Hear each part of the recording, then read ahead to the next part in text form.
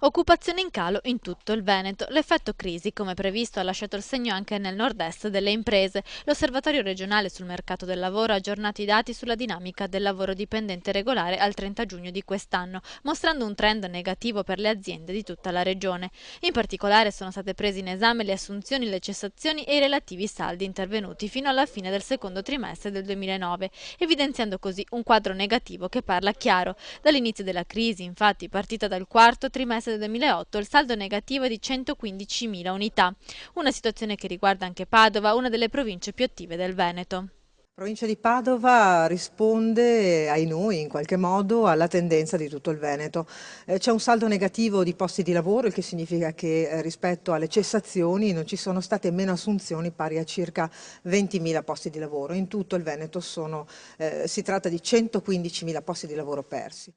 Le province più colpite sono Treviso, Vicenza, seguite da Padova, Venezia e Verona. I comparti che hanno più risentito della crisi sono l'industria con 57.000 unità e le costruzioni con 13.000 unità, seguite dal settore del commercio, del turismo e dei servizi delle imprese. Noi dobbiamo guardare anche al numero delle casse integrazioni, che sono certamente aumentate, ma significa anche che le nostre imprese vogliono rimanere aperte. Gli strumenti della cassa integrazione servono appunto per fare in modo che le imprese restino aperte e che i lavoratori restino legati all'impresa. Tutto questo per poter ripartire nel più breve tempo possibile. L'andamento negativo è soprattutto una conseguenza di un consistente calo delle assunzioni, che sono passate da 383.000 dei primi mesi del 2008 a 298.000 nello stesso periodo del 2009. La situazione però già a partire dal prossimo anno potrebbe migliorare.